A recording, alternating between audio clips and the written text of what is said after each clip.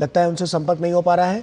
लेकिन आपको बता दें कि इस वक्त की बेहद अहम और बड़ी खबर, राज्यसभा से पारित हुआ ये विकसित भारत जी राम जी विधेयक 2025 और संसद के दोनों सदनों से इसे पारित करा लिया गया है और बुधवार को लोकसभा में यह पारित हुआ था विकसित भारत जी राम जी विधेयक। और विकसित भारत के लिए गारंटी रोजगार और आजीविका मिशन ग्रामीण वीबी जी राम जी विधेयक 2025 राज्यसभा से भी पारित हो गया है। कई घंटे तक चली चर्चा का जवाब देते हुए कृषि मंत्री शिवराज सिंह चौहान इस कानून के जरिए उन्होंने कहा है कि देश में समग्र ग्रामीण विकास में मदद मिलेगी। ऋषि हमारे साथ, हमारे सहयोगी जुड़ चुके हैं। ऋषि, क्या अहम पॉइंट्स रहे हैं और कैसे एक नए भारत की जो नई तस्वीर है वो यहाँ पर बदलती हुई नजर आएगी? क्या कुछ खास होने वाला है और किस तरह से जो सीधा फायदा है वो इन लाभान्वित लोगों को मिलेगा जो इससे जुड़े हुए हैं?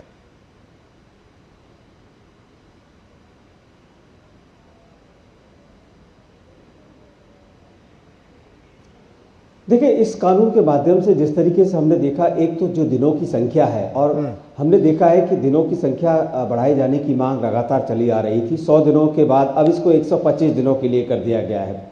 दूसरी बात यह कि इसके इम्प्लीमेंटेशन को लेकर अब केंद्र स्तर पर सीधे योजनाएं बनाई जाएंगी और किस तरीके से वहाँ ज़रूरत है, क्योंकि जो भ्रष्टाचार की जो ज़रूरत सबसे ज़्यादा महसूस हो रही थी, देखी जा रही थी भ्रष्टाचार की, वो यही थी कि जो अलग अलग जगहों पे जो फॉल्स डिमांड क्रिएट करके कई बार पैसे निकालने की बात देखने को मिली।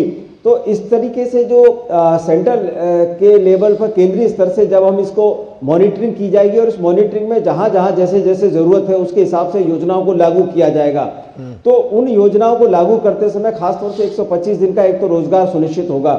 दूसरी बात यह है कि जो आजीविका मिशन है उसके माध्यम से पेयजल और जो वाटर लेवल बढ़ाने, और इसमें बहुत जो आजीविका मिशन के जो कार्यक्रम हैं उनको भी इसमें जोड़ा जाएगा।